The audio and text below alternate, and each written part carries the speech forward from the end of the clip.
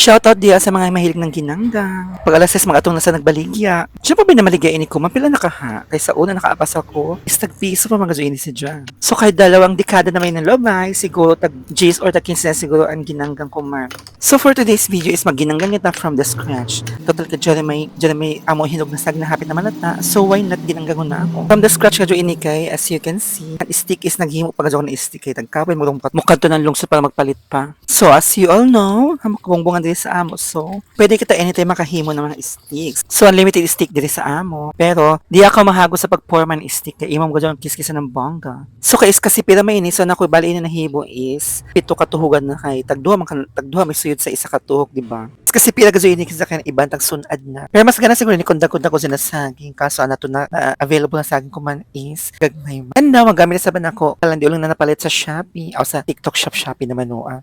So, di na sabot sa dapit ginanggang kay para gana ang view. So, after mahuman ng baga, ato nabitang na ito na screen and then, takang na ang mga ginanggang na ganggangono na. Gana tanay ni kontasi na sugbahanan kay para tanan iswatak ang dajon. Kaso, kay kalandi uling mainis. So, upataan yan mahikuan by batch anay. Tapos, sa makapahamot sa aroma ng ginanggang nato isa margarine, kaya ito masay pahiduwal paso ang ginanggang kay matunaw mong gulsin siya. Tapos, pagkahuman luto na sa saging, another pahid na sabnan na margarine kaya unlimited mainit pero kung sa tindahan ini kay isa na magpahid ng margarine. So, kay ato min kagalingon so unlimited ang margarine kay para ang mga asukar is gabi kapikit. And then, natulaw ako ng isa kay di nagasuka agwan tatang luway nagsun ako.